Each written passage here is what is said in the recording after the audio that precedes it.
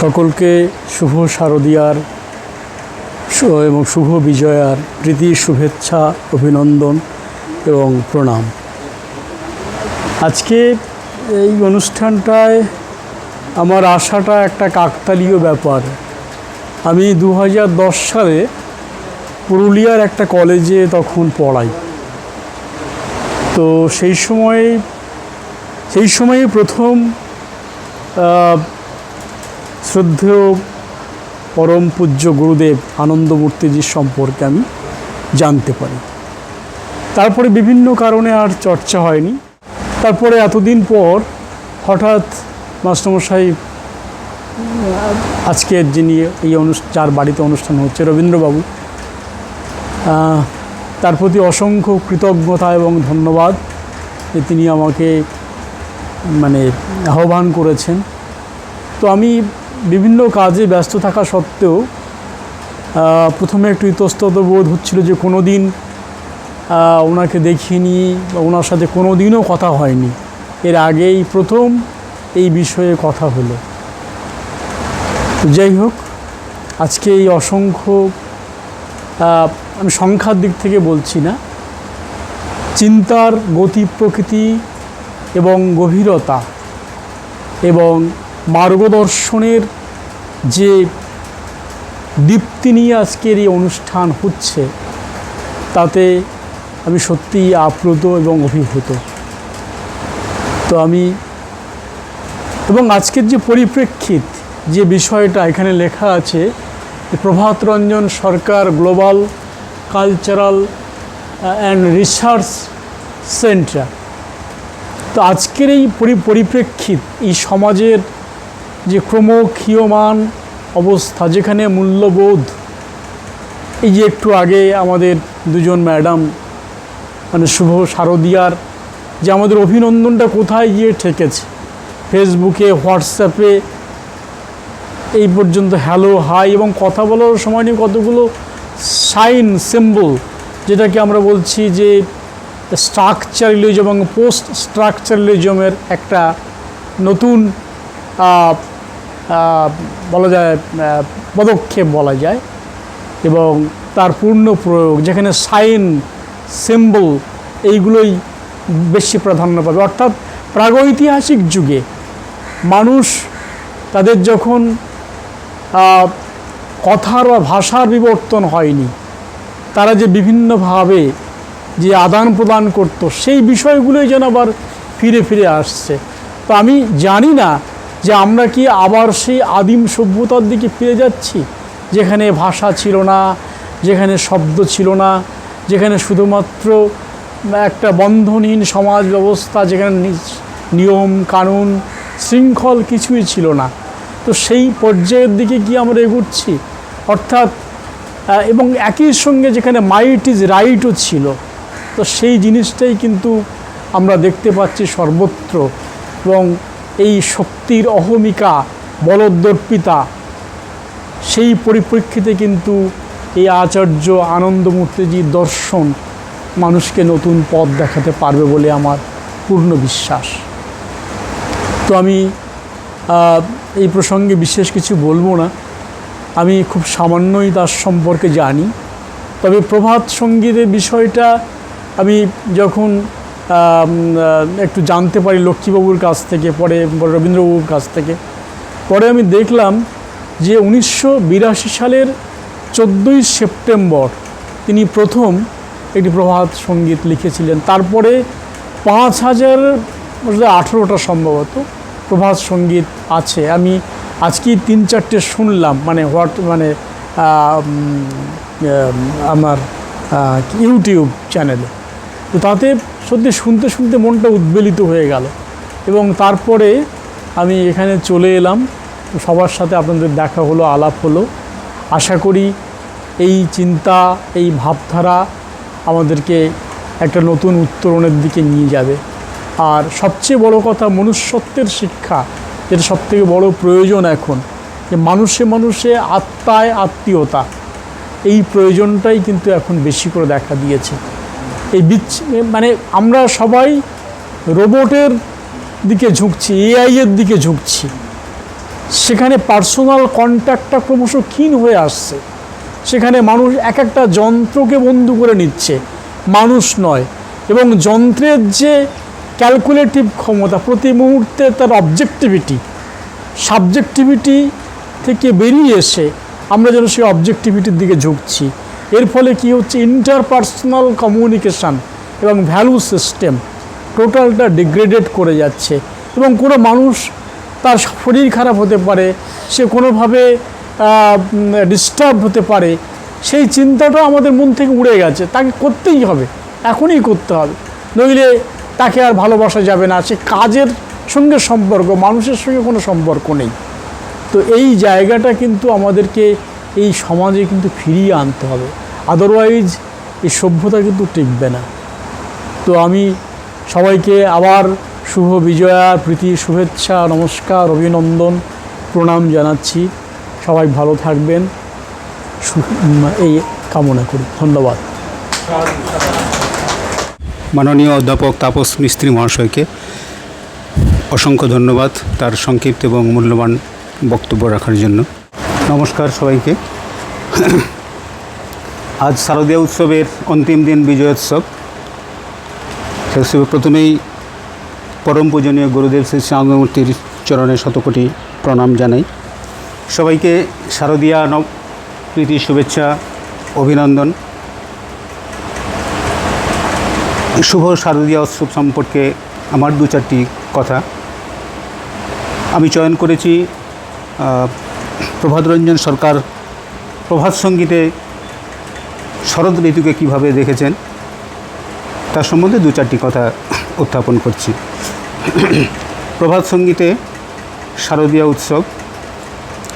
আমি শরৎ সকালে শিশিরিতে ধুয়ে শেফালির মালা গেঁথেছি, আমি শেফালির মালা গেঁথেছি, সাজাবো যতনে তোমার চরণে এই স্বাদ নিয়ে এসেছি। শ্রী প্রভাতরঞ্জন সরকার শরতের এই মাধুর্যময় পরিবেশকে তুলে ধরেছে অপূর্ব দক্ষতায়। সাদা মেঘের ভেলা ভাসিয়ে, শেফালির সুগন্ধ ছড়িয়ে, সারা ভুবনকে দুলিয়ে আমাদের জীবনে আসে শরৎ। শরতের নীলাকাশে শুভ্র মেঘের আহ্বানে যখন পাখিরা ডানা মেলে দূর আকাশে, তখন আমাদেরও মন মেতে ওঠে উৎসবের আনন্দে। শরৎ মানেই শিউলি ঝরা সকাল, আর পরম পুরুষের জন্য সযতনে মালা গাঁথা। শরৎ আসে সাদা মেঘের ভেলাতে, শরৎ আসে বাতাবি নেবুর গন্ধে, কুশকাশের দোলার ছন্দে, শরৎ আসে নাচের তালে তালে পা ফেলে ফেলে, আনন্দে উল্লাসে মন্দাক্রান্তা ছন্দে ধরা হাসে। শরতের আগমনে দূর আকাশে তারার মেলা বসে, ফুলের সুবাসে গন্ধমদির বাতাসে ধরণী হয়ে ওঠে আত্মহারা।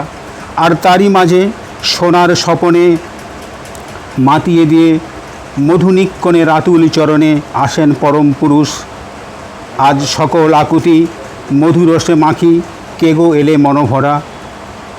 শরতের সুরের মায়ায় যখন আকাশ বাতাস মেতে উঠেছে, তখন এমনই এক সুমধুর পরিবেশে শিউলি ঝরা রাতের শেষে অজানা এক পথিক এসে দাঁড়ালো আমার দুয়ারে। কিন্তু হায়, আমার দুয়ার ছিল বন্ধ। দীর্ঘ অপেক্ষার পর তিনি আবার ফিরে গেলেন সেই অজানায়, যেখানে সশরীরে পৌঁছানো যায় না কোনো দিন। পথিক, তুমি একাকী এসে শিউলি ঝরা রাতের শেষে দুয়ার আমার বন্ধ দেখে দাঁড়িয়েছিলে পথেরই পাশে। ঘুমে আমার জড়ানো আঁখি, কিছু বা দেখি কিছু না দেখি, তাই রাতের শেষে হিমে ভিজে তুমি ভোরে চলে গেলে অরূপে ভেসে। হে পথিক, সারা রাত তুমি আমারই ঘরের আঙিনায় দাঁড়িয়ে হিমে ভিজলে, কিন্তু আমি একবারও দ্বার খুলে ঘরে আসতে বললুম না। এ দুঃখের কোনো পরিসীমা নেই। যদি আমি অর্গল খুলে তোমাকে ঘরে বসাতুম, তবে কত কথাই না আমি বলতে পারতুম তোমার সঙ্গে। সে সময় যদি দ্বার খুলিতাম, কোনো কিছু কথা কানে কহিতাম, শারদ নিশীতে তাহারি সুরেতে ভাসিয়া যেতাম মিলেমিশে। যদি দ্বার খুলিতাম, এই যদিই আমাদের জীবনে মাঝে মাঝে বাধার অলঙ্ঘ প্রাচীর গড়ে তোলে। দ্বার আমার খোলা হয়নি, তাই যার জন্যে শরৎ সকালে শিশিরিতে ধুয়ে শেফালির মালা গেঁথেছি, সেই তিনি ফিরে গেলেন অরূপে ভেসে। আমার দ্বারের যুথিকা লতা শুধু নীরব সাক্ষী হয়ে এখনও তোমার আগমনের বার্তা বহন করে চলেছে। এই যে অজানা পথিককে একাকিত্বের নির্জনতায় পাওয়ার সুযোগ পেয়েও হারিয়ে ফেলা, সেই বেদনায় বিভোর হয়ে আমি তাকেই খুঁজে ফিরি। ওগো নিঠুর হরি, আমি তোমায় খুঁজে ফিরি। শরতের স্নিগ্ধ পরিবেশে মানুষের মন ভেসে যায় দূর নীলিমায়। বাঙালি মন মেতে ওঠে নানান উৎসবে, আনন্দে, দেবদেবীর আরাধনায়। দেবতা সম্বন্ধে বলতে গিয়ে মহর্ষি যাজ্ঞবল্ক্য বলেন, দোততে ক্রীড়তে যস্মাৎ দুততে দোততে দিবি তস্মাৎ দেব ইতি প্রোক্ত স্তুয়তে সর্বদেবতৈ। অর্থাৎ যার দ্বারা সৃষ্টি স্থিতি লয় একীভূত হয় তাকেই দেব নামে অভিহিত করা হয়। শ্রী শ্রী আনন্দমূর্তিজি বলেন, বিশ্ব ব্রহ্মাণ্ডে যা কিছু হয়েছে, হচ্ছে ও হবে, তার জন্য বিশেষ বিশেষ ক্রিয়া, তারই মানস ক্রিয়া ছাড়া আর কিছুই নয়। এই ব্রহ্মের এক এক ধরনের অভিব্যক্তিকে এক একটা দেব বলা হয়। এটা যোগশাস্ত্র সম্মত, তন্ত্রসম্মত। তন্ত্রসম্মত যোগ স্বীকৃত হওয়াতে এই জিনিসটা সমর্থনযোগ্য ও যুক্তিসম্মতও বটে। সাধারণত দেবদেবী বলতে যা বোঝায় মুখ্যত তারা কয়েকটি ভাগে বিভক্ত, যেমন লৌকিক দেবদেবী, পৌরাণিক দেবদেবী, তান্ত্রিক দেবদেবী। লৌকিক দেবদেবী যেমন মনসা, চণ্ডী, শীতলা, সন্তোষী, ষষ্ঠী, সত্যনারায়ণ, ভাদু, টুসু প্রভৃতি। তন্ত্রমতে আত্মার যে অভিস্ফুরণ অনুদেহে ও অনুমানসে অজস্রভাবে হয়ে থাকে ও সেই অভিব্যক্তিগুলো যাতে ভালোভাবে হতে পারে সেই জন্য মানুষের শরীরে অজস্র নাড়ী প্রবাহ রয়েছে। নাড়ী মানে এখানে নাভ। সুতরাং অভিব্যক্তির এক একটা বাহক হিসেবে মানুষের এক একটা নাড়ীকে এক একটা দেব বলা হয়। ছোট বড় নিয়ে মানুষের শরীরে কয়েক কোটি নাড়ী রয়েছে, সে 33 কোটি বা তারও বেশি হতে পারে। পৌরাণিক দেবদেবীর উৎস পুরাণ, তার মধ্যে 18টি পুরাণ লিখেছেন ব্যাসদেব। তারও আরও অন্যান্য পুরাণও রয়েছে। সংস্কৃত সাহিত্যকে মোটামুটি 4টে ভাগে ভাগ করা যায়। সেগুলো হলো ইতিকথা, ইতিহাস, পুরাণ ও কাব্য। ইতিকথা বলতে বোঝায় ঘটনার পঞ্জীকরণ। ইতিহাস হলো ইতিকথার সেই অংশটুকু যা পড়ে মানুষের ধর্ম, অর্থ, কাম, মোক্ষ এই চতুর্বর্গ ফলপ্রাপ্তি ঘটে, যাতে নীতিবাক্য আছে। পুরাণ হলো ঘটনাটা সত্য নয়, কিন্তু তাতে লোকশিক্ষার উপাদান রয়েছে। পুরাণের মূল্য ওই লোকশিক্ষাতেই। এখানে চরিত্রগুলো কাল্পনিক, যদিও লোকশিক্ষার জন্য মহৎ উদ্দেশ্যেই লিখিত হয়েছে। পুরাণ রচনা করার পর ব্যাসদেব পরম পুরুষের কাছে ক্ষমা চেয়ে বলছেন, ক্ষন্তব্যং জগদীশ তদ্বিকল্প দোষ ত্রয়ং মৎকৃতং। হে জগদীশ, আমার এই চিত্ত বিকলতা প্রসূত অপরাধ ত্রয়কে তুমি ক্ষমা করো। কী তার অপরাধ? কারণ যিনি রূপাতীত তাকে তিনি রূপের বন্ধনে বাঁধতে চেয়েছেন, যিনি গুণাতীত তাকে তিনি গুণের বন্ধনে বেঁধেছেন, যিনি সর্বব্যাপী সত্তা তাকে স্থানের বন্ধনে বেঁধেছেন। শরতের উল্লেখযোগ্য দেবী যেহেতু দুর্গা, তাই দুর্গা সম্বন্ধে একটু বলে নিই। পৌরাণিক দেবী দুর্গা। অনেকের ধারণা দুর্গা পুজো খুব পুরনো পুজো, তা মোটেই নয়। মুসলমান যুগেই দুর্গা পুজোর প্রচলন হয়। কৃত্তিবাস ঠাকুরের সময় দুর্গা পূজার উদ্ভব। বাংলায় প্রথম দুর্গা পুজো করেছিলেন রাজশাহী জেলার তাহিরপুরের রাজা কংস নারায়ণ রায়। ঋগ্বেদের সঙ্গে দুর্গাপূজার কোনো প্রত্যক্ষ সম্পর্ক নেই। দেবী সূক্তে হৈমবতী, উমা এই শব্দটুকুই ব্যবহার করা হয়েছে মাত্র, আর কিছু নয়। দুর্গাপূজার ভিত্তি হিসেবে ধরা হয় মার্কণ্ডেয় পুরাণকে। এই মার্কণ্ডেয় পুরাণের বিশেষ করে 700 শ্লোক বাছাই করে নিয়ে একটা ধর্মশাস্ত্র তৈরি করা হয়েছিল। তার নাম দুর্গা সপ্তশতী। সপ্তশতী মানে 700। এর সংক্ষিপ্ত নাম হলো শ্রী শ্রী চণ্ডী। তবে সেকালে নবপত্রিকার নবরাত্রির উৎসব ছিল। 9টা বিশেষ গুণসম্পন্ন ঔষধীয় গাছের পূজা করত মানুষ। এই নবপত্রিকা নিয়ে 9টা দেবীর কল্পনা করা হতো। এগুলো পৌরাণিক কল্পনা। আজ বিজয়া দশমী। বিজয়োৎসব কথাটি কিন্তু খুব পুরনো নয়। যাই হোক, বিজয়া দশমীর তাৎপর্য কী এ বিষয়ে শ্রী প্রভাতরঞ্জন সরকার তথা শ্রী শ্রী আনন্দমূর্তিজির ব্যাখ্যা অত্যন্ত তাৎপর্যপূর্ণ। তিনি বলেছেন, আমরা এই বিজয়া দশমী স্বীকার করি অন্য অর্থে। মানুষের জীবন ঘাত প্রতিঘাতের ভেতর দিয়ে এগিয়ে চলে। শুভের দ্বারা অশুভকে পরাভূত পর্যুদস্ত করতে হবে। আমাদের উৎসব এমনভাবে সাজানো আছে যে এক একটা দিনকে জীবনের এক একটা আনন্দঘন ভাবের প্রতীক করে দেওয়া হয়েছে। শেষের দিনে যেন অশুভের সঙ্গে শুভের সংগ্রামে শুভ যেন জয়ী হচ্ছে। এই বিশ্বের জাগতিক মানসিক সব কিছু ঈশ্বরের অভিব্যক্তি।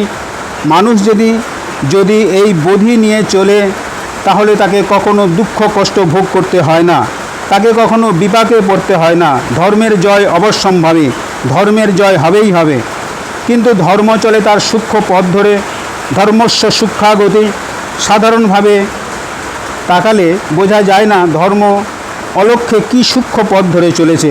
ধর্ম চলে সোজাভাবে, অত্যন্ত সূক্ষ্মভাবে। পাপস্য কুটিলা গতি, পাপ চলে কুটিল গতিতে, সর্পিল পথে। পাপ কখনো সোজা পথে চলে না। সেই জন্য মানুষকে সোজা পথে চলতে হবে। এই ধর্ম আর অধর্মের সংঘর্ষের ভেতর দিয়ে জাগে মানুষের বিবেক। আর এই বিবেক জাগার ফলে মানুষ প্রতি পদে প্রায়শ্চিত্ত করতে করতে মানুষ চলে, প্রায়শ্চিত্ত করতে করতে এগিয়ে চলে।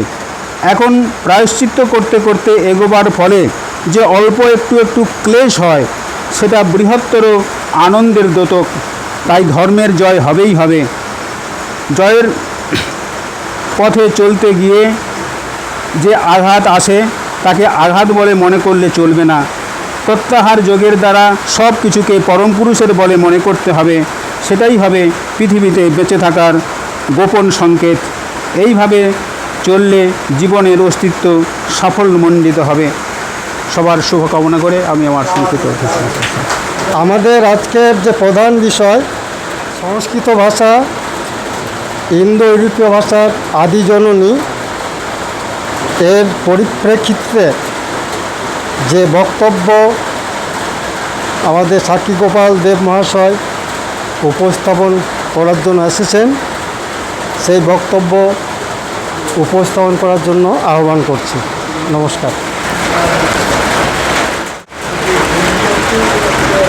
আমার গুরুদেব, পরমারাধ্য গুরুদেব শ্রী শ্রী আনন্দমূর্তিজি চরণে জানাই শতকোটি প্রণাম। আমি এর আগে ভাষা সম্বন্ধে বা আর্য ভারতীয় ভাষা সম্বন্ধে যে প্রথম অংশের পাঠটা করেছিলাম, এখন দ্বিতীয় অংশের যেটুকু বাকি আছে সেটুকু আমি শুরু করছি। সংস্কৃত ভাষায় ইন্দো ইউরোপীয় ভাষাসমূহের আদি জননী।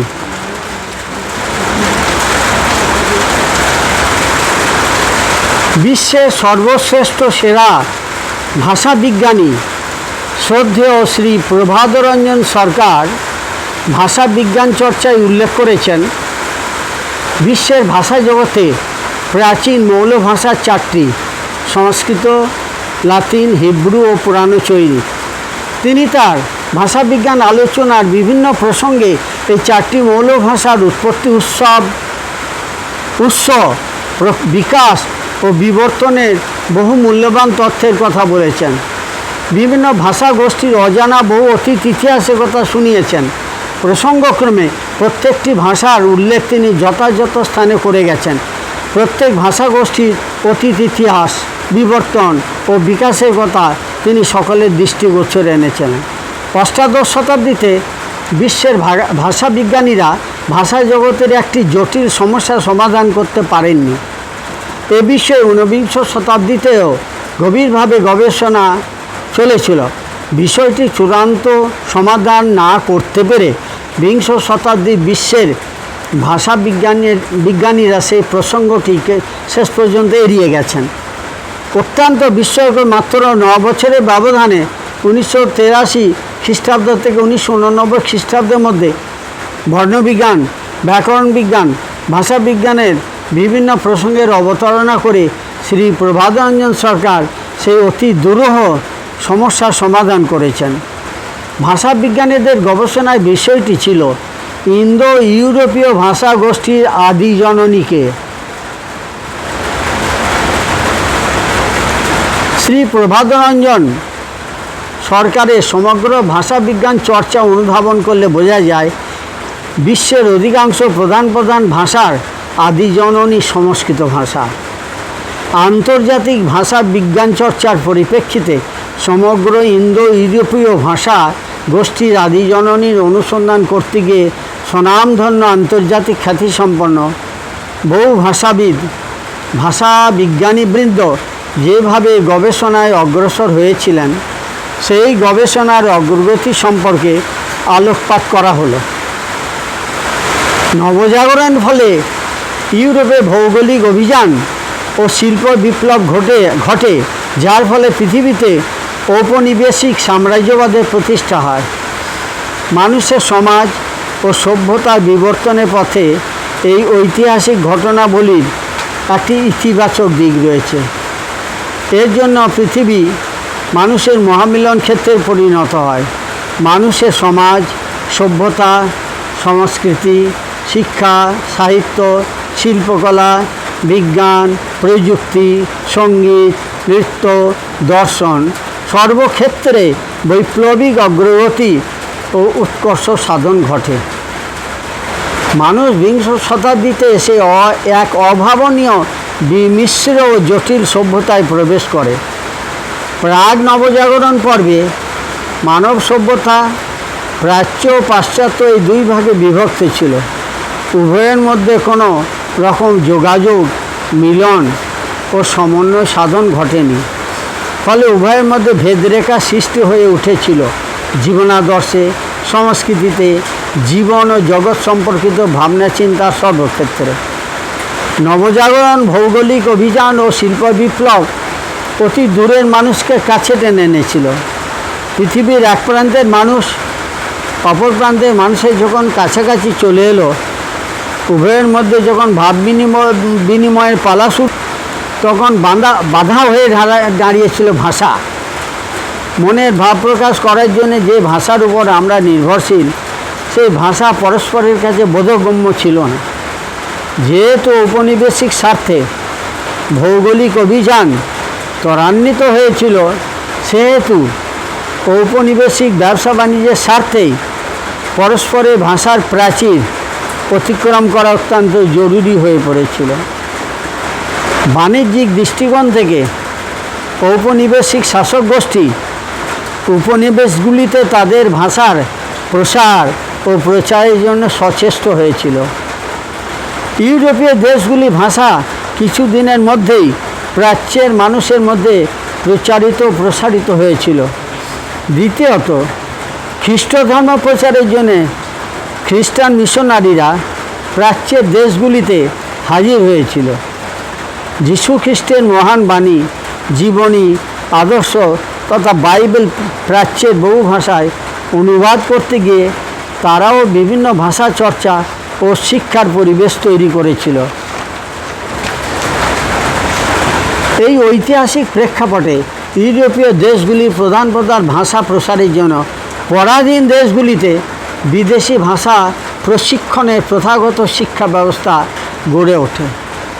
ভারতবর্ষে সাবেকি শিক্ষার পরিবর্তে আধুনিক ব্রিটিশ শিক্ষা পদ্ধতির বিস্তার লাভ করে। তদানীন্তন ব্রিটিশ সরকারের পৌরোহিত্যে ইংরাজি ভাষা চর্চা ভারতীয় শিক্ষা ব্যবস্থায় গভীরভাবে প্রথিত হয়। ভারতবর্ষে ইংরেজরা প্রায় 200 বছর রাজত্ব করে গেছে। ব্রিটিশ রাজশক্তি উদ্দেশ্য প্রণোদিতভাবে ভারতবর্ষের শিক্ষাক্ষেত্রে হস্তক্ষেপ করে ব্রিটিশ শিক্ষা ব্যবস্থার প্রবর্তন করেছিল। তারা খুব ভালো করেই জানতেন শিক্ষা জাতির মেরুদণ্ড। ভারতবাসীকে মেরুদণ্ডহীন করে রাখতে গেলে শিক্ষাক্ষেত্রে হস্তক্ষেপ করা জরুরি। এই 200 বছরের মধ্যে ইংরেজ রাজশক্তি ইংরাজি ভাষার প্রচলনের সাথে সাথে ভারতীয় সভ্যতা সংস্কৃতির প্রাণধর্ম গোড়া থেকে উৎপাদিত করার চেষ্টা করেছিল। তারা বুঝেছিল ভারতীয় জাতিকে চিরকালের জন্য পদানত করে রাখতে গেলে এদেশের প্রাণধর্মে আঘাত হানতে হবে। এই জন্য শিক্ষা সংস্কৃতির ক্ষেত্রে এই জাতিকে মেরুদণ্ডহীন করে তুলতে হবে। এটা গভীরভাবে উপলব্ধি করে তারা ভারতীয় শিক্ষা ব্যবস্থাকে সম্পূর্ণভাবে নিজেদের নিয়ন্ত্রণাধীনে নিয়েছিল। শুরু থেকে পরপর কয়েকটি শিক্ষা কমিশনের আয়োজনের জন্য এই জন্য করা হয়েছিল। ভারতীয় সমাজ, সভ্যতা, সংস্কৃতি, শিল্পকলা, সাহিত্য, সঙ্গীত, মনুষ্যত্ববোধ, নীতিবাদ গড়ে উঠেছিল তপোবনীয় শিক্ষা ব্যবস্থার ভিত্তিতে। সুপ্রাচীন ঐতিহ্যবাহী বৈদিক সভ্যতার মানবীয় মূল্যবোধ ভিত্তিক মহান আদর্শের উপর প্রতিষ্ঠিত ছিল ভারতীয় শিক্ষা ব্যবস্থা।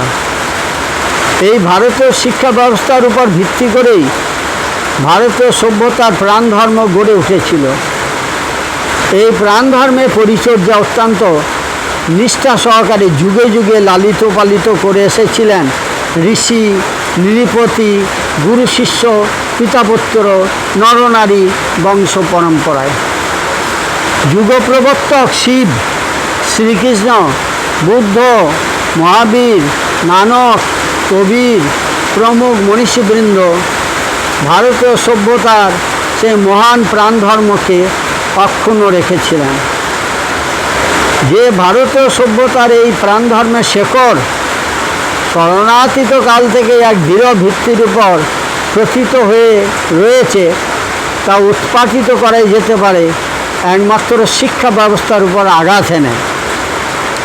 এবং সেই অপচেষ্টা তদানীন্তন ব্রিটিশ শাসকেরা 200 বছর ধরে সুনিপুণভাবে করে গেছেন। ভারতীয় শিক্ষা ব্যবস্থায় যে প্রাণধর্ম অক্ষত ছিল তার অস্তিত্ব বিপন্ন করার জন্য সর্বপ্রকার কৌশল অবলম্বন করা হয়েছিল। ভারতবর্ষকে এই চরম সর্বনাশা, চরম পরিণামের হাত থেকে ইউরোপীয় নবজাগরণের বার্তা যখন জাগ্রত ভারতবাসীর হৃদয়কে স্পর্শ করেছিল, ভারতীয় নবজাগরণের সেই প্রণম্য অগ্রদূত ও পথিকৃৎ যারা আবির্ভূত হয়েছিলেন, তারাই ভারতীয় সভ্যতার প্রাণধর্ম রক্ষা করেছেন। রাজা রামমোহন রায়, বিদ্যাসাগর, ঋষি অরবিন্দ, বিবেকানন্দ, রবীন্দ্রনাথ প্রমুখ মনীষীবৃন্দ জাতির পুনর্গঠনে সেই ভূমিকা পালন করে গেছেন। রবীন্দ্রনাথ আক্ষরিক অর্থেই তপোবন বিদ্যালয় স্থাপন করে গেছেন। আর্য জাতি ভারতবর্ষে বহিরাগত হিসাবে অনুপ্রবেশ করেছিল। ভারতবর্ষের সাথে তারা একাত্ম হয়ে গেছেন। ঐতিহ্যশালী ভারতীয় সভ্যতার ভিত্তিভূমি তারাই দৃঢ়ভাবে প্রথিত করে গেছেন। আর্য জাতির পরে মুসলমান শাসকদের ভারতবর্ষে আগমন ঘটে। তারাও ভারতীয় সভ্যতার সাথে একাত্ম হয়ে গেছেন। কয়েক শতাব্দী ধরে ভারতবর্ষ মুসলমান শাসকদের অধীনে থাকলেও তারা ভারতীয় সভ্যতার প্রাণ ধর্মকে আক্রমণ বা আঘাত করেননি, বরং সর্বতোভাবে এর পুষ্টি বিধান করে গেছেন। ভারতীয় সভ্যতার প্রাণ ধর্মকে বিনষ্ট করার কোনো প্রয়াস তাদের মধ্যে ছিল না।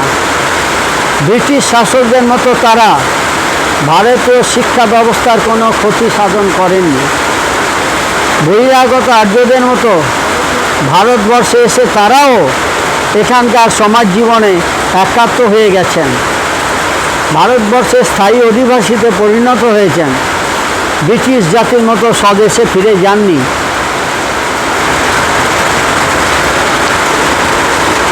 বিশ্বের প্রাচীনতম শিক্ষা ব্যবস্থা গড়ে উঠেছিল ভারতবর্ষে। 10,000 বছরের অধিক কাল থেকে এই শিক্ষা ব্যবস্থা প্রচলিত ছিল। ভারতীয় সমাজের মানুষের সামাজিক, অর্থনৈতিক, রাজনৈতিক ও ধর্মীয় জীবন ভারতীয় শিক্ষা ব্যবস্থাকে কেন্দ্র করে আবর্তিত হয়ে এসেছে। ভারতীয় নবজাগরণে পুরোধাবৃন্দ সেই মূল্যবোধ ও নীতিবোধ ভিত্তিক শিক্ষা ব্যবস্থার পুনরুদ্ধারের জন্য সচেষ্ট হয়েছিলেন। বৈদিক সভ্যতায় তপোবন শিক্ষা ব্যবস্থার উদ্ভব তপোবন শিক্ষার পঠন পাঠন হতো বৈদিক ও সংস্কৃত ভাষায়। শিক্ষাক্রম বেদ, উপনিষদ, বেদাঙ্গের জীবনবাদ ও ভাবাদর্শের উপর আধারিত ছিল। সেই ভাবাদর্শ ও ভাব বিনিময়ের অন্যতম মাধ্যম ছিল বৈদিক ও সংস্কৃত ভাষা। স্বাভাবিক কারণেই সংস্কৃত ভাষার সর্বত্র প্রাধান্য প্রতিষ্ঠিত ছিল। তদানীন্তন ব্রিটিশ সাম্রাজ্যবাদী শাসক গোষ্ঠী শিক্ষাক্ষেত্রে সংস্কৃত ভাষার পঠন পাঠনের বিরোধিতা করেননি। তারা ভারতীয় শিক্ষা ব্যবস্থায় হানা দিয়েছিলেন, শিক্ষাক্রমে পরিবর্তন এনেছিলেন। আধুনিক শিক্ষা ব্যবস্থা প্রবর্তনের নামে তারা পাশ্চাত্যের শিক্ষাদর্শের প্রতিষ্ঠায় সচেষ্ট ছিলেন। এই আধুনিক শিক্ষা ব্যবস্থায় বেদ, উপনিষদের শিক্ষাক্রম বা শিক্ষাদর্শকে, গুরু শিষ্য পরম্পরার ঐতিহ্যকে অপাঙ্ক্তেয় করা হয়েছিল, যা পরোক্ষভাবে শিক্ষাক্ষেত্রে ও শিক্ষা ব্যবস্থায় সংস্কৃত ভাষার বিরোধিতারই নামান্তর ছিল। ভারতীয় সভ্যতার যে প্রাণ ধর্মের কথা বলা হচ্ছে, তার ধারক ও বাহকের মাধ্যম হিসাবে তো সংস্কৃত ভাষায় ক্রিয়াশীল ছিল। তাই ভারতীয় সভ্যতার প্রাণ ধর্মকে আঘাত করার অর্থই সংস্কৃত ভাষাকে আঘাত করা। এটা ছিল সংস্কৃত ভাষার ওপর আক্রোশ ও আক্রমণের অন্যতম হেতু তদানীন্তন ব্রিটিশ শাসক গোষ্ঠীর পক্ষে। উদ্দেশ্য মেরুদণ্ডহীন, প্রাণধর্মহীন ভারতবাসীকে চিরকালের জন্য পদানত করে রাখা। তার জন্যে তারা ভারতীয় শিক্ষা ব্যবস্থায় কুঠারাঘাত করেছিলেন। ভারতীয় সভ্যতার ধারক ও বাহক সংস্কৃত ভাষা ও সাহিত্যের উপর তদানীন্তন ভারতবর্ষে তদানীন্তন সাম্রাজ্যবাদী ব্রিটিশ শাসক গোষ্ঠীর আর একটি বিশেষ গুরুতর কারণে ক্ষোভ এবং আক্রোশের সঞ্চার হয়েছিল। পরাধীন ভারতবাসীর উপর তাদের শাসকোচিত চেতনায় সংস্কৃত ভাষার উপর একটি বিরূপ মনোভাব তৈরি হয়েছিল। এই জন্য সংস্কৃত ভাষাকে কেন্দ্র করে ভারতবর্ষে তাদের অস্তিত্বের একটি আশঙ্কা সৃষ্টি হয়েছিল। নবজাগরণ উত্তর ইউরোপে সারা আকাশ জুড়ে সাম্য, স্বাধীনতা, শান্তি ও মৈত্রীর বাণী উদাত্ত কণ্ঠে উচ্চারিত হচ্ছিল। অন্ধকারময় মধ্যযুগের কূপমণ্ডূকতার বেড়া ভেঙে সংস্কারাচ্ছন্ন গতানুগতিকতার বিরুদ্ধে মুক্তির আনন্দে মানুষ নব নব দিগন্তের জ্ঞানান্বেষণে নিজেদেরকে নিবিষ্ট করেছিল। অতীতে একসময় গ্রিসের গ্রিক পণ্ডিতেরা ভাষাতত্ত্ব চর্চার একটি অধ্যায়ের সূচনা করেছিলেন। সমগ্র ইউরোপে গ্রিক পণ্ডিতেরাই ভাষাতত্ত্ব চর্চার পথপ্রদর্শক ছিলেন। খ্রিস্টপূর্ব প্রথম শতাব্দীতে রোমানরা গ্রিস দেশ আক্রমণ করে এবং দখল করে নেয়। জ্ঞান চর্চার জন্য এরপর গ্রিক পণ্ডিতেরা রোমে চলে যান। কনস্টান্টিনোপলকে কেন্দ্র করেও এটি জ্ঞান চর্চার কেন্দ্রে গড়ে ওঠে।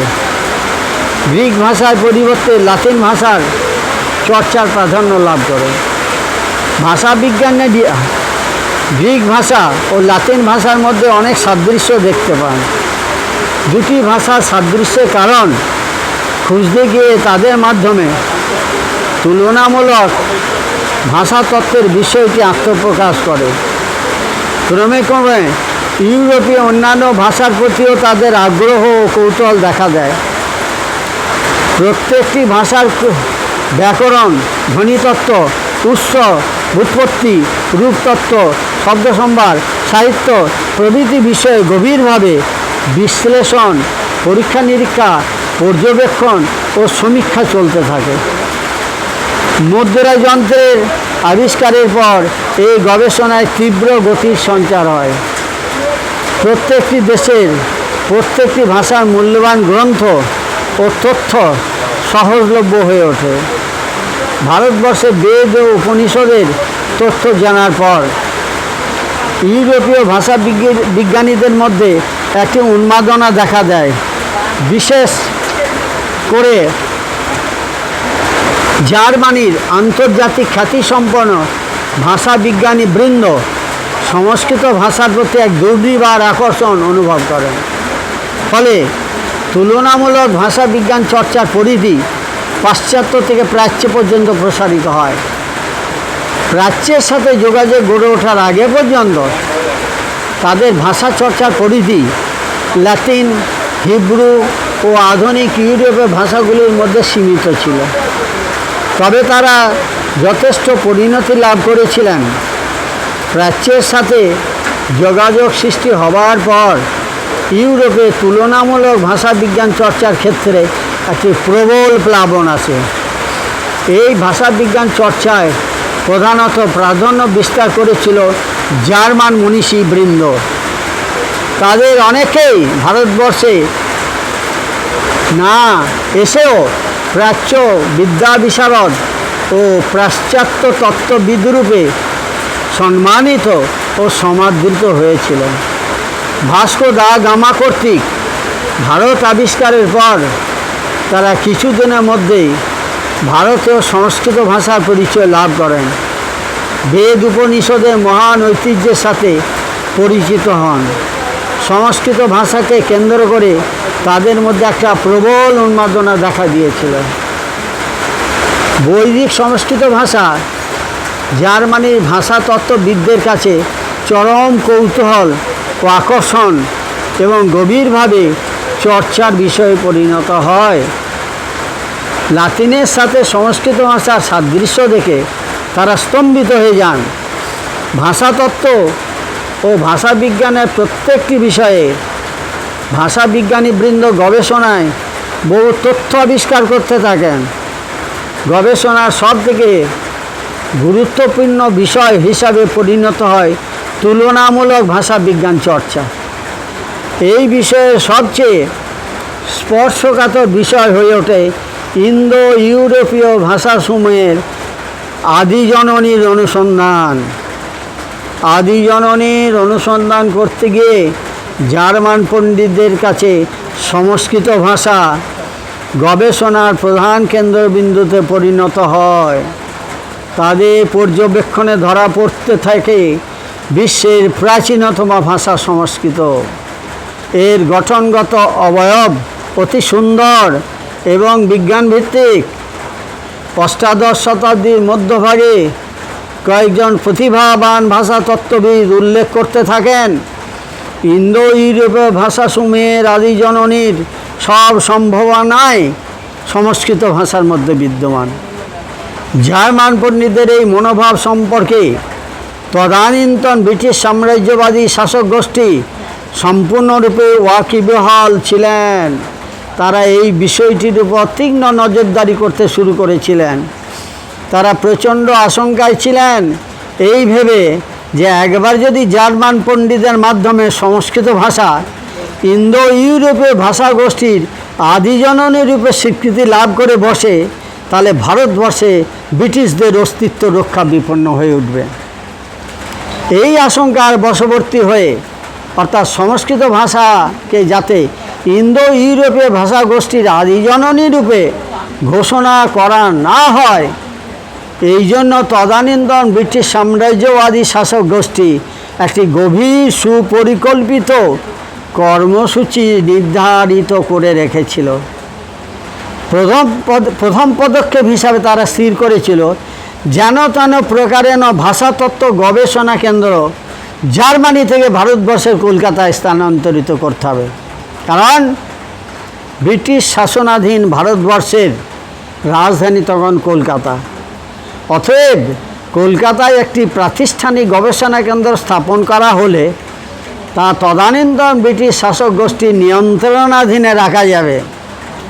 এই গোপন উদ্দেশ্য সাধনের জন্য 1784 খ্রিস্টাব্দে কলকাতায় রয়্যাল এশিয়াটিক সোসাইটি স্থাপন করা হয়। 1786 খ্রিস্টাব্দে ভাষাবিজ্ঞানী ডব্লিউ জন্সকে এশিয়াটিক সোসাইটির তৃতীয় বার্ষিক সভায় ভাষণ দেওয়ার জন্য আমন্ত্রণ করা হয়।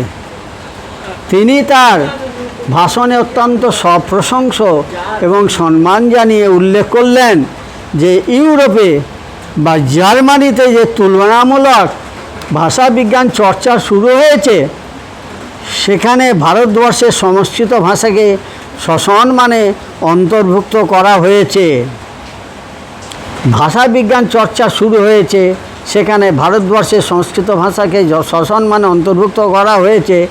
কলকাতার তুলনামূলক ভাষাবিজ্ঞান চর্চার জন্য, এই অত্যন্ত মূল্যবান ভাষণের জন্য এশিয়াটিক কর্তৃপক্ষ অপেক্ষা করছিলেন। মিস্টার জোন্সের সেই ঐতিহাসিক বক্তৃতাটিকেই ভাষাবিজ্ঞান চর্চার জগতে তুলনামূলক ভাষাবিজ্ঞান চর্চার ভিত্তি বলে ফলাও করে ঘোষণা করে দিলেন এশিয়াটিক সোসাইটি কর্তৃপক্ষ। মানে ক্রেডিটটা ব্রিটিশরা নিজের কাছে রাখতে চাইল, জার্মানিতে থাকলে তা মুশকিল হতো আর কি। আগামী দিনে জার্মানি পরিবর্তে কলকাতার এই এশিয়াটিক সোসাইটিকেই বিশ্বের তুলনামূলক ভাষাবিজ্ঞান চর্চার কেন্দ্র হিসেবে গড়ে তোলা হবে। এখান থেকেই তুলনামূলক ভাষাবিজ্ঞান চর্চার সব কিছু নির্দেশনা, পরিকল্পনা ও পরিচালনা করা হবে কলকাতা থেকে, মানে ব্রিটিশ হাতে সব।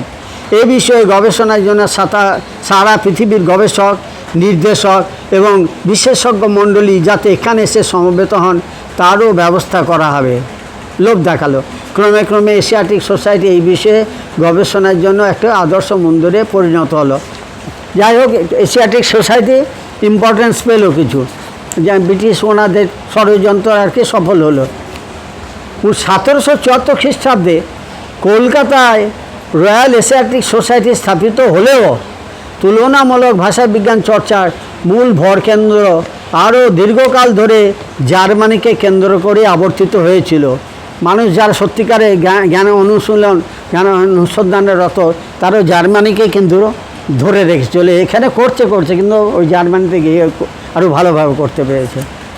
বেশ স্বনামধন্য বহু আন্তর্জাতিক খ্যাতিসম্পন্ন বহু ভাষাতত্ত্ববিদ, পণ্ডিত ব্যক্তিত্ব ও মনীষী সেখানে ভাষাতত্ত্বের গবেষণা নিষ্ঠা সহকারে এগিয়ে নিয়ে যাচ্ছিলেন। অষ্টাদশ শতাব্দীর শেষার্ধে স্বনামধন্য জার্মান ভাষাতত্ত্ববিদবৃন্দ যারা গবেষণায় সেখানে যুক্ত ছিলেন তারা হচ্ছেন রাস্কো, ফ্রাঞ্জ বফ, গ্রিম প্রমুখ মনীষীবৃন্দ। তারা সংস্কৃত ভাষার বিভিন্ন দিক সম্পর্কে একটির পর একটি দিগন্ত উন্মুক্ত করে চলেছিলেন। সংস্কৃত ভাষার যে ইন্দো ইউরোপীয় ভাষা গোষ্ঠীর আদি জননী তা চিহ্নিত করার পথে তারা শেষ ধাপ পর্যন্ত পৌঁছে গিয়েছিলেন ওই জার্মানিতে, মানে কলকাতায় নয় আর কি। আধুনিক যুগের তুলনামূলক ভাষাবিজ্ঞান চর্চার জগতে ভারতবর্ষে কলকাতা বিশ্ববিদ্যালয়ের উত্থান প্রাচীন যুগ থেকে আধুনিক কাল পর্যন্ত তুলনামূলক ভাষাবিজ্ঞান চর্চার ক্ষেত্রে সারা বিশ্বের প্রেক্ষাপট প্রধানত 4টি স্থানে চিহ্নিত হয়ে রয়েছে। প্রাচীন ভারতবর্ষে আর্যাবর্ত, ইউরোপের গ্রিস, রোম ও জার্মানি এবং আধুনিক ভারতবর্ষের কলকাতা। যে সকল দেশে স্বনামধন্য ভাষাবিজ্ঞানীবৃন্দ এই তুলনামূলক ভাষাবিজ্ঞান চর্চার সাথে যুক্ত হয়েছিলেন, Greece, Rome, Italy, Germany, France, England এবং ভারতবর্ষ থেকে আর কি ভাষাবিজ্ঞান চর্চার আদিজনক ও প্রদর্শক পাণিনি, বৈয়াকরণিক পাণিনি আর কি। তার আবির্ভাবকাল 7500 বছর আগে, যখন আর্যাবর্তে বৈদিক ঋষিরা যজুর্বেদ রচনা করছিলেন। এরপর ভাষাবিজ্ঞান চর্চার সূত্রপাত হয়েছিল প্রাচীন গ্রিসে খ্রিস্টপূর্ব 5ম শতাব্দীতে। গ্রিক দার্শনিক প্লেটো এবং অ্যারিস্টটল গ্রিক ভাষাতত্ত্বের চর্চা শুরু করেছিলেন। তাদের উত্তরসূরিরা ভাষাবিজ্ঞান চর্চায় যথেষ্ট অগ্রগতি লাভ করেছিলেন। খ্রিস্টপূর্ব 1ম শতাব্দী থেকে রোমে ভাষাবিদ ভ্যারো লাতিন ভাষাতত্ত্ব চর্চার সূচনা করেন। বহু গ্রিক পণ্ডিত জ্ঞান অন্বেষণে রোমে এসেছিলেন। তারা গ্রিক ভাষার সাথে লাতিন ভাষার তুলনামূলক ভাষাতত্ত্ব চর্চার নতুন দিগন্ত উন্মোচন করেছিলেন। ফলে রোমে ভাষাবিজ্ঞান চর্চা একটা দৃঢ় ভিত্তিভূমির উপর প্রতিষ্ঠিত হয়। ইউরোপের নবজাগরণের পর ভাষাবিজ্ঞান চর্চার তৃতীয় অধ্যায় পঞ্চদশ শতাব্দীতে গভীরভাবে জার্মানিতে শুরু করেছিলেন অত্যন্ত প্রতিভাবান ভাষাবিজ্ঞানী বৃন্দ। ভাষাবিজ্ঞান চর্চার চরম উৎকর্ষ সাধন জার্মানিতেই ঘটেছিল। ভাষাবিজ্ঞান চর্চা সেই উজ্জ্বল ধারাপ্রবাহের চরম পরিণতি বা পরিপূর্ণতা লাভ করেছিল ভারতবর্ষের কলকাতায়। পৃথিবী বিখ্যাত জার্মানির ভাষাবিজ্ঞানী বৃন্দ অত্যন্ত শ্রদ্ধা সহকারে ও গভীরভাবে সমগ্র অষ্টাদশ শতাব্দী জুড়ে ভাষাবিজ্ঞান চর্চার ক্ষেত্রে যুগান্তকারী ঐতিহাসিক দৃষ্টান্ত স্থাপন করেছেন। ভাষাবিজ্ঞান চর্চার বিভিন্ন ক্ষেত্রে তারা নতুন নতুন দিগন্তের উন্মোচন করেছেন। সবথেকে গুরুত্বপূর্ণ যে বিষয়টি প্রাধান্য পেয়েছিল সেটা হচ্ছে তুলনামূলক ভাষাতত্ত্ব। প্রাচ্যের পাণিনি, বেদ, উপনিষদ ও সংস্কৃত ভাষার পরিচিতি পাওয়ার পর তাদের মধ্যে একটা উন্মাদনা দেখা দিয়েছিল। সংস্কৃত, গ্রিক, লাতিন ও অন্যান্য ইন্দো ইউরোপীয় ভাষা গোষ্ঠীর ভাষাসমূহের মধ্যে ধ্বনি বিজ্ঞানগত সাদৃশ্য তারা যতই খুঁজে পাচ্ছিলেন, তারা ততই এই ভাষাসমূহের আদিজননীর অনুসন্ধানের উপর সবথেকে বেশি গুরুত্ব দিতেছিলেন। এহেন উত্তেজনাপূর্ণ আবহের মধ্যে এই বিশেষ বিষয়ের উপর আরও গভীরভাবে এবং ব্যাপকভাবে গবেষণা, অনুসন্ধান, পরীক্ষা নিরীক্ষা, পর্যবেক্ষণ ও সমীক্ষা করার জন্য কলকাতায় 1784 খ্রিস্টাব্দে রয়্যাল এশিয়াটিক সোসাইটির প্রতিষ্ঠা করেন। এই সোসাইটির প্রতিষ্ঠাতা গ্রন্থকারিক প্রাচ্য বিদ্যা বিশারদ মনীষী স্যার উইলিয়াম জোন্সের প্রতিষ্ঠা করেন। জোন্সের তৃতীয় প্রতিষ্ঠা বার্ষিকীতে 1786 খ্রিস্টাব্দে অত্যন্ত গর্বের সাথে ঘোষণা করেছিলেন যে পাশ্চাত্যে ভাষাবিজ্ঞান চর্চার ক্ষেত্রে তুলনামূলক ভাষাতত্ত্ব একটি সুদৃঢ় ভিত্তির উপর প্রতিষ্ঠিত হয়েছে। ভারতবর্ষের পক্ষে অত্যন্ত গর্বের যে তুলনামূলক ভাষাতত্ত্বের ক্ষেত্রে গ্রিক, লাতিন প্রভৃতি প্রাচীন ভাষার সঙ্গে সংস্কৃত ভাষাকে যুক্ত করা হয়েছে। স্যার উইলিয়াম জোন্স এর সেই ঐতিহাসিক বক্তব্য ভাষণকেই ভারতবর্ষের রয়্যাল এশিয়াটিক সোসাইটির তুলনামূলক ভাষাতত্ত্ব গবেষণার প্রারম্ভিক বিন্দু হিসাবে গৃহীত হয়। অত্যন্ত আশ্চর্যের ঘটনা, এশিয়াটিক সোসাইটি কর্তৃপক্ষ 1784 খ্রিস্টাব্দে অত্যন্ত ফলাও করে তুলনামূলক ভাষাবিজ্ঞান চর্চার কথা ঘোষণা করলেও পরবর্তীকালে অষ্টাদশ শতাব্দীর শেষার্ধে এবং ঊনবিংশ শতাব্দী যাবৎ এই কেন্দ্র থেকে সেভাবে কোনো রকম উদ্যোগ দেখা দেয়নি। ঊনবিংশ শতাব্দীর স্বনামধন্য ভারতবর্ষের ভাষাতত্ত্ব বিজ্ঞানীবৃন্দ জার্মানিতে গিয়েই গবেষণার কাজ করেছেন, কলকাতার ওপর করেননি, এশিয়াটিক সোসাইটির ওপর। বস্তুত সমগ্র অষ্টাদশ ও ঊনবিংশ শতাব্দী ব্যাপী তুলনামূলক ভাষাতত্ত্ব বিজ্ঞানের চর্চা জার্মানিকে কেন্দ্র করে আবর্তিত হয়েছিল।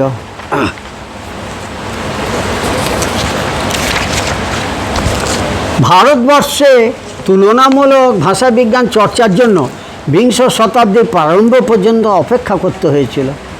এশিয়াটিক সোসাইটির পরিবর্তে এই বিশেষ বিষয়ে কলকাতা বিশ্ববিদ্যালয় 1904 সাল থেকে বিধিবদ্ধভাবে এশিয়াটিক সোসাইটির পরিবর্তে এই বিশেষ বিষয়ে কলকাতা বিশ্ববিদ্যালয় 1904 সাল থেকে বিধিবদ্ধভাবে চর্চার উদ্যোগ গ্রহণ করে।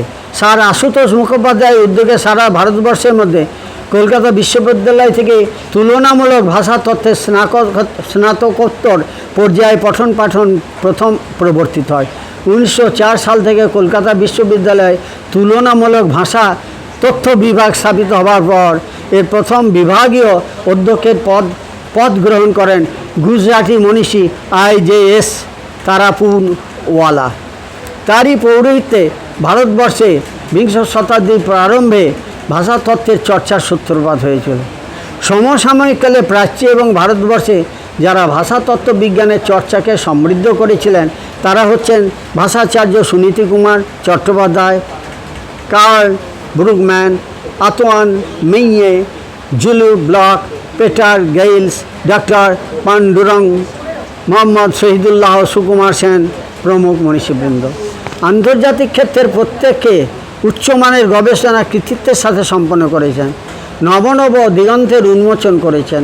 কিন্তু অষ্টাদশ শতাব্দীতে জার্মানি সহ ইউরোপীয় ভাষা বিজ্ঞানীবৃন্দ ইন্দো ইউরোপীয় ভাষা গোষ্ঠীর আদি জননীর যে অনুসন্ধানে অবতীর্ণ হয়েছিলেন অত্যন্ত গভীর এবং অতি গুরুত্বপূর্ণ, সে বিষয়ের উপর কেহই আর উচ্চবাচ্য করেননি।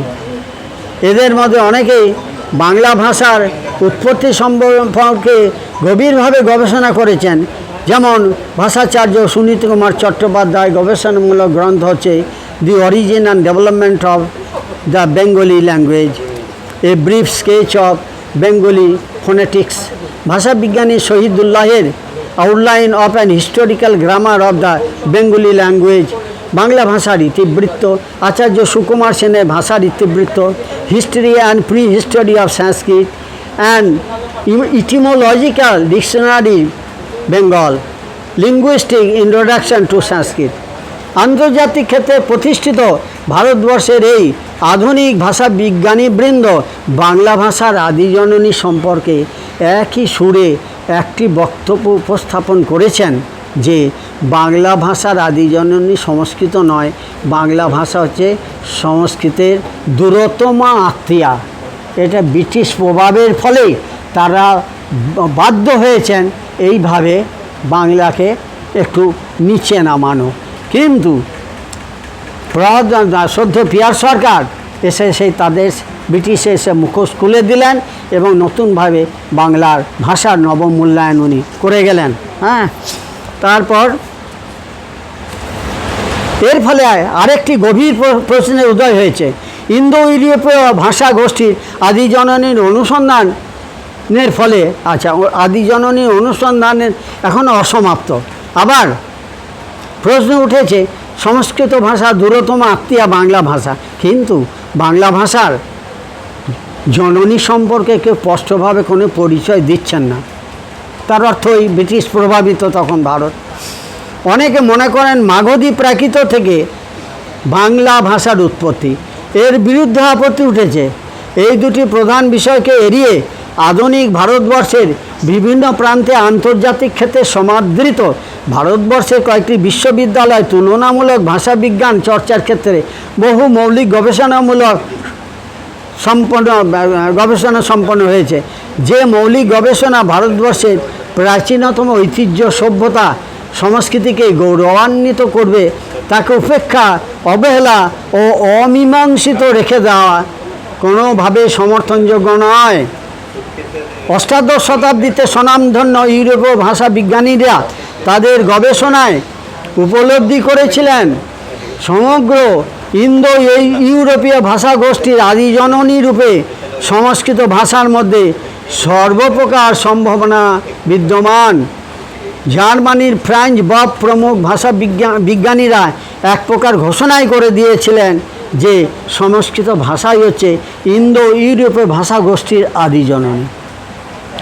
অষ্টাদশ শতাব্দীর ঔপনিবেশিক ব্রিটিশ সাম্রাজ্যবাদী আন্তর্জাতিক রাজনৈতিক পরিস্থিতির আবহে ভারতবর্ষের গৌরব সংস্কৃত ভাষাকে সেই আন্তর্জাতিক স্বীকৃতি থেকে বঞ্চিত করে রাখা হয়েছিল। আজকের এই আধুনিক একবিংশ শতাব্দীতে সংস্কৃত ভাষার সাথে কোনো রাজশক্তি, রাষ্ট্রনীতি শক্তি কিংবা সাম্রাজ্যবাদী শক্তির কোনো প্রকার শত্রুতা নেই।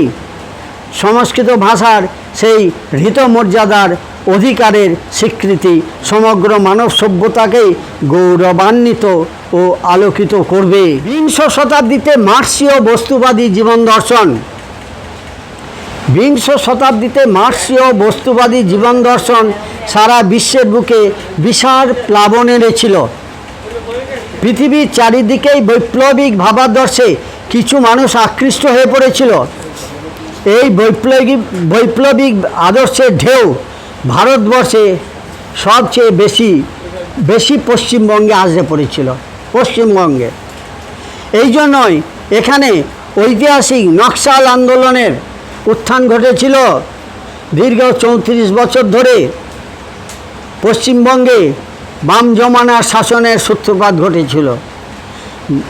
বাম জমানার দৃষ্টিতে সংস্কৃত ভাষা ও সাহিত্য বিপ্লবের ঘোরতর পরিপন্থী ছিল। সংস্কৃত ভাষা থাকলে বিপ্লব হবে না, আর সাহিত্য থাকলেও বাংলা ভাষা বা সংস্কৃত সাহিত্য থাকলে হবে না। ওনাদের মতে এটা ডেড ল্যাঙ্গুয়েজ, মৃত ভাষা। ডেড বডিকে নিয়ে কী হবে, ঠিক সেই রকম ব্যাপার আর কি। তো ঘোরতর পরিপন্থী ছিলেন। এই রাজনৈতিক পটভূমিতে শিক্ষার ক্ষেত্রে পশ্চিমবঙ্গে সংস্কৃত বিরোধী নীতি বামপন্থী শাসক গোষ্ঠী গ্রহণ করেছিলেন। তাদের মধ্যে বদ্ধমূল ধারণা সৃষ্টি হয়েছিল যে সংস্কৃত ভাষা ও সাহিত্য বিপ্লব এবং বস্তুবাদী ভাবধারার ঘোরতর পরিপন্থী হয়ে উঠবে। এই জন্যে সমাজ, সভ্যতা, সংস্কৃতির গোড়া থেকেই সংস্কৃতকে উৎপাটিত করার চেষ্টা সর্বতোভাবে হয়েছিল, যার ফলে পঠন পাঠন থেকে সংস্কৃত ব্রাক্ত হয়ে পড়েছিল। পঠন পাঠন থেকে সংস্কৃতকে একদম হুট আউট করে দেওয়া হয়েছিল, ব্রাক্ত হয়ে পড়েছিল। ঠিক এই সময়ে কলকাতা বিশ্ববিদ্যালয়ের নেতৃত্বে ভাষা বিজ্ঞান চর্চার ক্ষেত্রে বিশাল প্লাবন এসেছিল। ভাষাচার্য সুনীতি কুমার চট্টোপাধ্যায়, আচার্য সুকুমার সেন প্রমুখ আন্তর্জাতিক খ্যাতিসম্পন্ন ভাষা বিজ্ঞানীদের নেতৃত্বে বর্ণনামূলক, তুলনামূলক ভাষাবিজ্ঞান সহ বাংলা ভাষার উৎপত্তি, বিকাশ, উৎকর্ষ এবং ভবিষ্যৎ সম্পর্কে গবেষণার কাজ শুরু হয়। বামপন্থী সরকারের স্বীকৃত অনুসৃত শিক্ষানীতির বিরুদ্ধে তাদের পক্ষে যাওয়া কোনোভাবেই সম্ভব ছিল না, কেন তাদের ওপরে শাসক অন্যরকম ছিল। ফ্রান্স বাফ ভাষাবিজ্ঞানী ঘোষণা করেছিলেন যে ভারতীয় এবং ইউরোপীয় ভাষাসমূহের আদি জননী সংস্কৃত ভাষা। ব্রিটিশ সাম্রাজ্যবাদী শক্তি তখন সংস্কৃতের এই মাতৃত্বের অধিকার কেড়ে নিয়েছিল। বিংশ শতাব্দীতে পশ্চিমবঙ্গে বামপন্থী সরকার সংস্কৃতের সেই মাতৃত্বের অধিকার দ্বিতীয়বার কেড়ে নিয়েছিল। এই বলে যে বাংলা সংস্কৃতজাত ভাষা নয়, বাংলা সংস্কৃতের দূর সম্পর্কীয় আত্মীয়। ভাষাবিজ্ঞানী প্রভাতরঞ্জন সরকার এই তথ্য খারিজ করে দিয়েছিলেন। আমার বক্তব্য এখানে শেষ হলো এবং আপনাদের অশেষ ধন্যবাদ এবং সবাইকে আমার আন্তরিক নমস্কার। আজকে 12ই অক্টোবর 2024 বিজয়া দশমী। এই শারদোৎসব উদযাপন উপলক্ষে আমরা শান্তিনিকেতন থেকে কলকাতায় সোনারপুরে এসেছি। এখানে প্রভাতরঞ্জন সরকার সংস্কৃতি চর্চা ও গবেষণা কেন্দ্র শান্তিনিকেতনের উদ্যোগে একটি আলোচনা চক্র শুরু হয়েছে সকাল থেকে। আমাদের কেন্দ্রীয় বিষয় সংস্কৃত ভাষার যে প্রাপ্য মর্যাদা এখনও পাওয়া যায়নি, সে প্রসঙ্গে আলোচনা আমাদের আলোচ্য বিষয়ের কেন্দ্রীয় বিষয়। তো এই সম্পর্কে সকাল থেকে আলোচনা শুরু হয়েছে, সাথে সাথে কবিতা পাঠ, গান, প্রভাত সঙ্গীত, রবীন্দ্রসঙ্গীত পরিবেশন হয়েছে। এখন এই শারদোৎসব উপলক্ষে সাহিত্যিক দার্শনিক প্রভাতরঞ্জন সরকারের গ্রন্থ থেকে, নবশিবায় শান্তায় থেকে একটি বিষয় নবপত্রিকা সম্পর্কে আলোকপাত করছেন শ্রদ্ধেয়া দিদি ডক্টর সুমিত্রা খা। তিনি শান্তিনিকেতন থেকে এসেছেন। তার বক্তব্য উপস্থাপন করার জন্য তাকে আমরা স্বাগত জানাচ্ছি, অভিনন্দন জানাচ্ছি, শারদীয় প্রীতি শুভেচ্ছা জ্ঞাপন করছি। নমস্কার। নমস্কার। আজ আমার লেখনীর বিষয় নবদুর্গা ও নবপত্রিকা। আমাদের পরম শ্রদ্ধেয় শ্রী শ্রী প্রভাতরঞ্জন সরকারের জ্ঞান ভাণ্ডারে নানান বিষয়ে নানান তথ্যের সন্ধান পাই। নবদুর্গা ও নবপত্রিকা বিষয়ে তিনি যে সুন্দর বিবরণ দিয়েছেন তারই সংক্ষিপ্ত তথ্য এখানে তুলে ধরার চেষ্টা করছি মাত্র। বাঙালির শ্রেষ্ঠ পুজো দুর্গা পুজো, যেখানে নবদুর্গা ও নবপত্রিকার কথা কিভাবে উঠে আসে তা আনন্দমূর্তিজি সুন্দরভাবে ফুটিয়ে তুলেছেন তাঁর লেখনীতে। তিনি বলেছেন, প্রাগৈতিহাসিক যুগের মানুষ রসায়নবিদ্যা সম্বন্ধে বিশেষ কিছুই জানতো না, বুঝতো না। রোগের ওষুধ তারা গাছগাছরা থেকেই পেত। মানুষ যে সমস্ত গাছের মধ্যে ঔষধীয় গুণ বেশি পেত সেগুলোকে তারা দেবতা বলে মনে করত। আসলে আয়ুর্বেদ শাস্ত্রে রয়েছে যে কত রকমের গাছগাছরা আছে, সবের মধ্যে কোনো না কোনো ঔষধীয় গুণ রয়েছে। তবে যেসব গাছগাছরার বেশি গুণ রয়েছে সেগুলোকে চেনাকে বিশেষ সম্মান করে, বিশেষ যত্ন করে গাছগুলোকে রোপণ করে ইত্যাদি। প্রাগৈতিহাসিক যুগের মানুষ ওষুধ তৈরি করতে জানতো না, গাছগাছরাই ব্যবহার করত। সে সময়কার মানুষ বিশেষ করে ভারতবর্ষে এমন 9 রকমের গাছের সংস্পর্শে এসেছিল যার মধ্যে নানান ধরনের গুণ ছিল, ঔষধীয় গুণ, খাদ্যগত গুণ ইত্যাদি। এই 9 রকমের গাছের ও তারা সেকালে পুজোও করেছিল ঠিক দেবদেবী জ্ঞানে একটা উপকারী জিনিস এই হিসাবে। গাছের মধ্যে দেবত্ব বা দেবীত্ব ভাব আরোপিত হয়েছিল পরবর্তীকালে। এই 9 রকমের গাছ ভারতের মানুষ যার মধ্যে ঔষধীয় ও খাদ্য 2 গুণই পেয়েছিল তারা হচ্ছে কদলী, কচু, হরিদ্রা, জয়ন্তী, অশোক, বিল্ব, দারিম্ব, মান ও ধান্য। এইসব গাছের নানান গুণাবলী বিবরণও তিনি দিয়েছেন। যেমন কদলী একটা খুব পুষ্টিকর খাদ্য।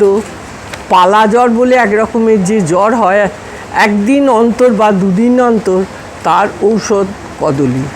যকৃৎ, অগ্নাশয়, কিডনি এই 3-এর কাজ ভালো রাখে কদলী। ডিসেন্ট্রি রোগেরও খুব ভালো ঔষধ কদলী। আবার মৃতবচ্চা নারীর পক্ষে খুব ভালো এই খাদ্য কদলী। যে নারীর সন্তান জন্মের পরেই মারা যায় এমন রোগের ঔষধও হলো এই কদলী। কোনো শিশুর যদি মাতৃবিয়োগ হয় আর মাতৃদুগ্ধ না পাওয়ায় সেই শিশু যদি অস্থিচর্মসার হয়ে যায়, রোগা হয়ে যায়, সেই রোগের খুব ভালো ওষুধ হচ্ছে মজা কলা। অর্থাৎ যে কলার খোলাটা কালচে হয়ে গেছে সেটা চটকে খাওয়ালে মাতৃদুগ্ধের চেয়েও তার গুণ বেশি। কোনো বাছুরের যদি মাতৃবিয়োগ হয়, দুধ না পায়, তাকেও ওই মজা কলা আর তার দ্বিগুণ ওজনের ছাতু মিশিয়ে জলে গুলিয়ে খাওয়ালে সেও হৃষ্টপুষ্ট হয়ে ওঠে। কদলীর অজস্র গুণ, তাই কদলীকে সে যুগের মানুষ পুজো করতে শুরু করলো। কচুর খাদ্যগুণ খুব কম, কিন্তু কচু কিডনির পক্ষে ভীষণ ভালো। হরিদ্রা মানে হলুদ একটা ভালো মশলা, আবার সেটা দারুণ বিষক্রিয়ানাশকও বটে। এখানে হলুদ মানে সুট হলুদ নয়, কাঁচা হলুদ। কাঁচা হলুদে বিষক্রিয়া আছে, বেশি খেলে মানুষ মরেও যায়, কিন্তু কাঁচা হলুদ হলো বিষক্রিয়ানাশক। কাঁচা হলুদে চর্মরোগ সারে। কাঁচা হলুদ এরকমই প্রখর জিনিস যে কুমিরও কাঁচা হলুদে মারা যায়। কুমিরের পেটে কাঁচা হলুদ গেলে সে মারা যায়। যেখানে অনেক মানুষ জড়ো হয় সেখানে রোগ ছড়াতে পারে। তাই প্রাচীন ভারতে তথা বাংলার নিয়ম ছিল যে কোনো সামাজিক উৎসবের আগে কাঁচা হলুদ বেটে গায়ে মেখে স্নান করে নেবে, যাকে বলে গাত্র হরিদ্রা বা গায়ে হলুদ। জয়ন্তীর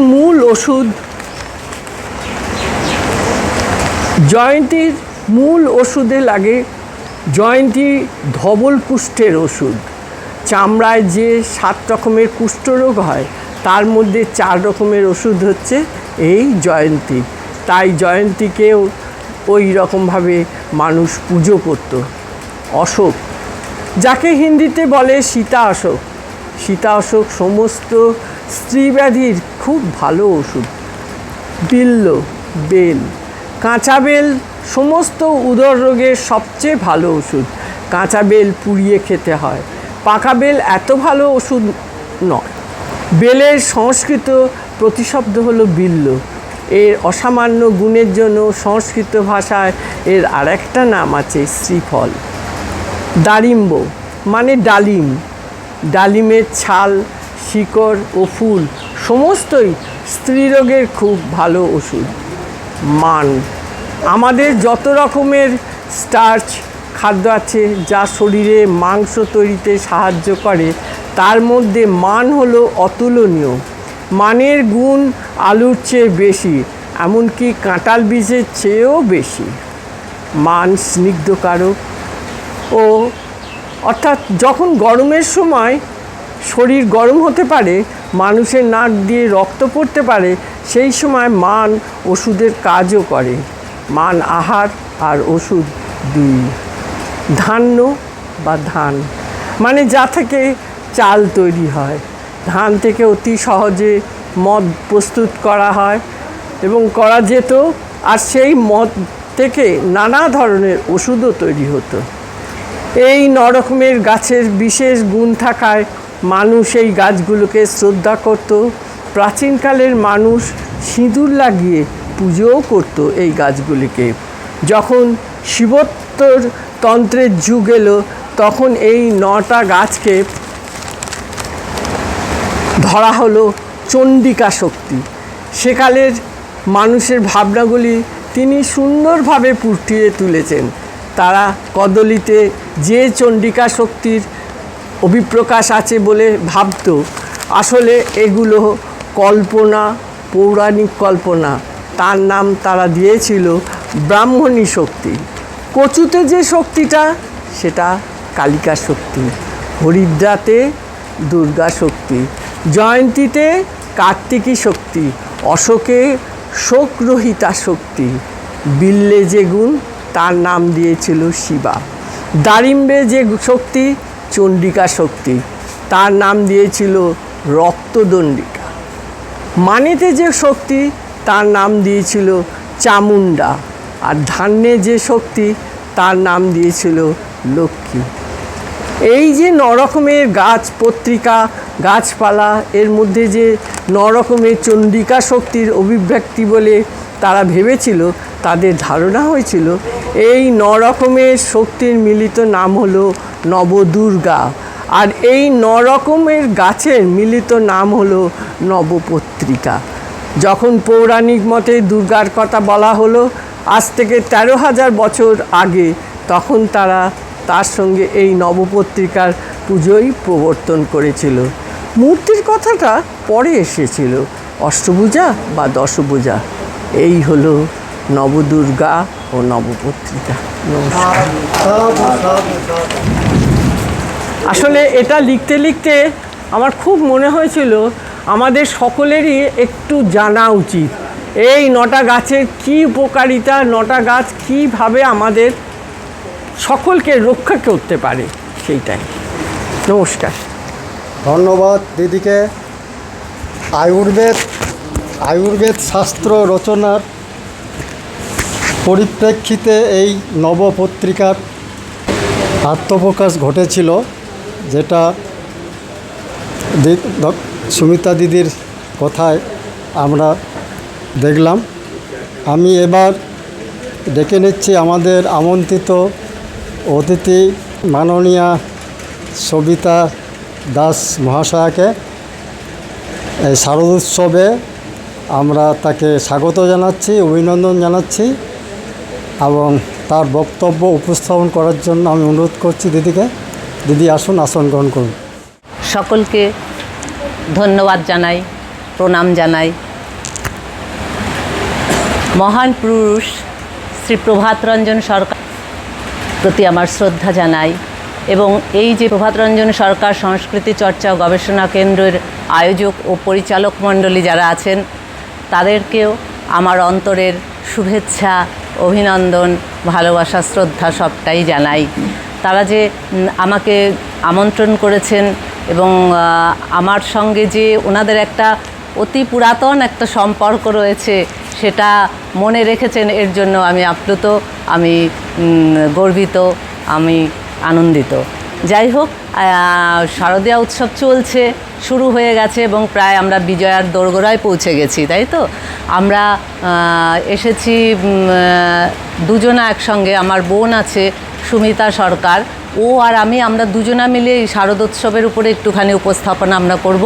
আমি ডেকে নিচ্ছি আমার বোন সুমিতা সরকারকেও। আমরা দুজনে একসঙ্গে একটা উপস্থাপনা একটুখানি ভেবে এসেছি, দেখা যাক কি শোনাতে পারি। নমস্কার সকলকে, বিজয়ের প্রীতি শুভেচ্ছা আর অভিনন্দন। দিদির দৌলতে আমার প্রথমবার আসা, অন্যরকম একটা পরিবেশ। প্রথমে গুরুদেবের চরণে আমার বিনম্র শ্রদ্ধা জানিয়ে আমি আর দিদি শারদোৎসবের ছোট্ট উপস্থাপনা করছি।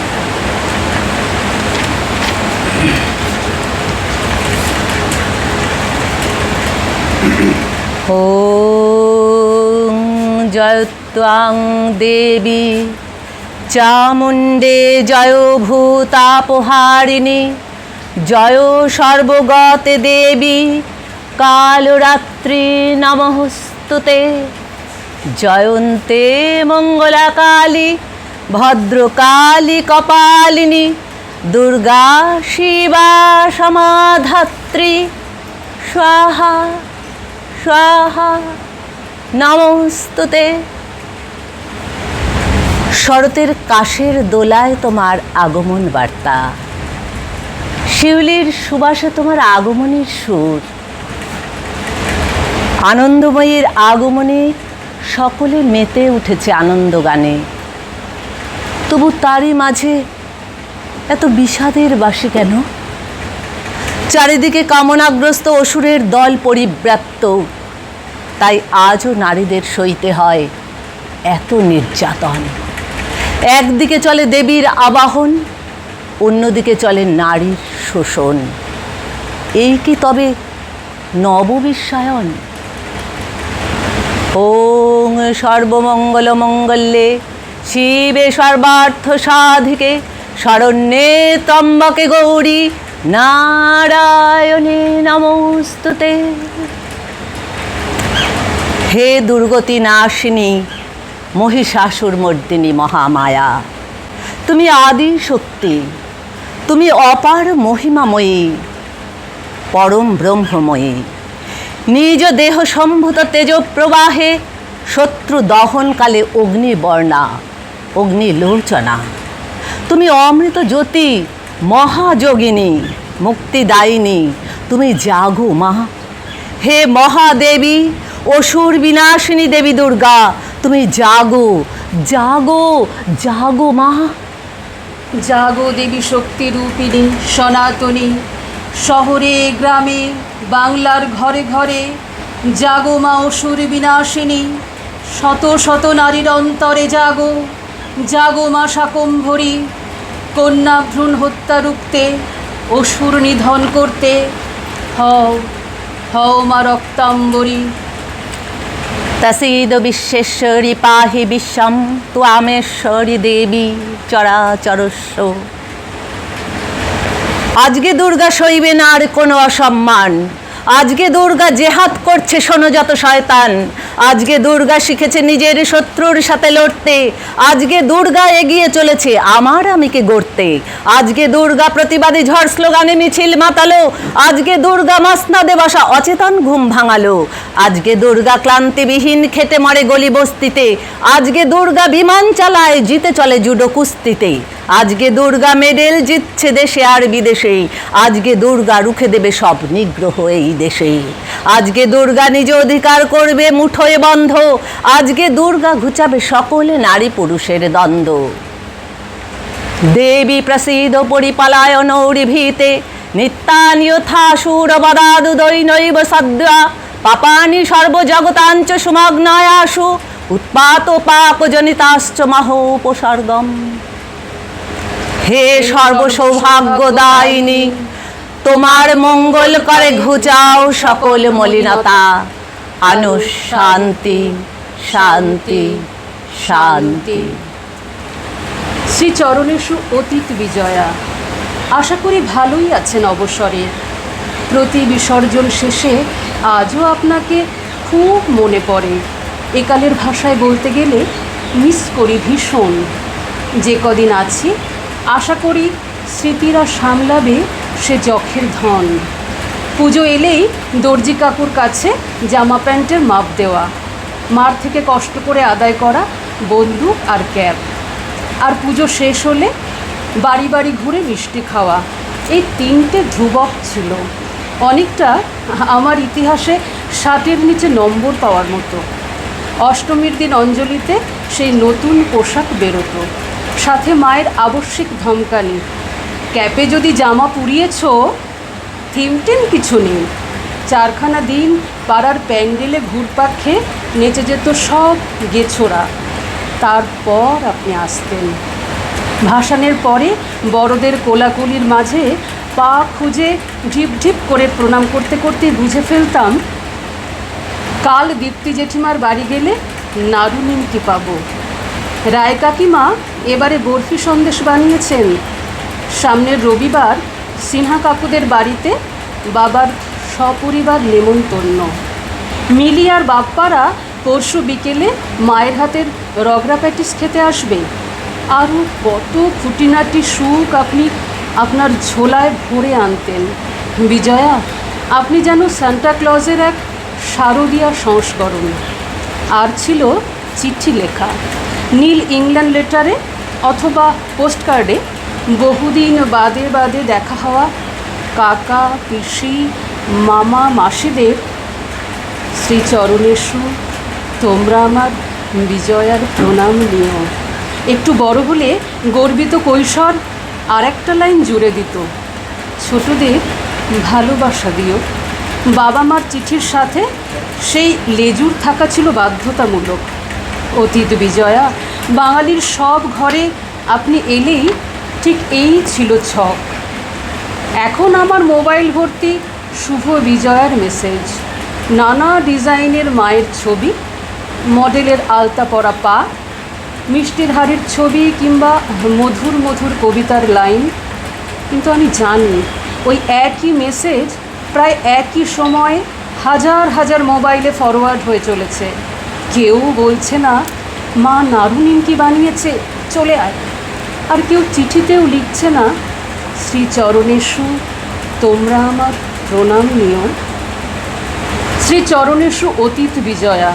বর্তমানে আপনি কোন বৃদ্ধাশ্রমে আছেন জানি না, আদৌ বেঁচে আছেন কি না সে ব্যাপারে কোনো খবরও নেই একটিও।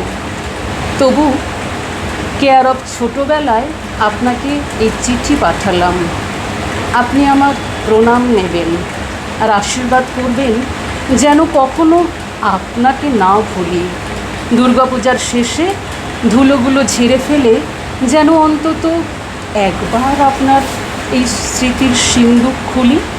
ইতি সময়ের সাথে সাথে আগামী আবছা হওয়া বাঙালি গোধূলি।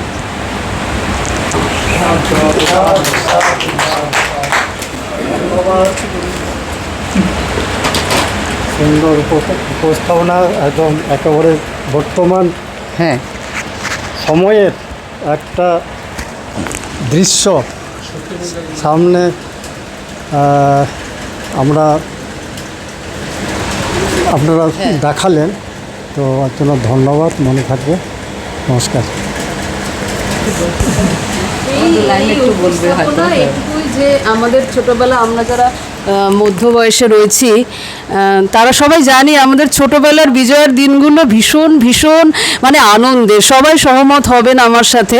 সেই জন্য আর্য তীর্থের লেখা এটি আমি নির্বাচন করেছি যে আজকের এই দিন মানে একদম বিজয়ের এই শুভ মুহূর্তে এর থেকে বেশি মানে প্রাণের কথাগুলো সব যেন বলে দিয়েছেন, সেই জন্য এই লেখাটি নির্বাচন করা।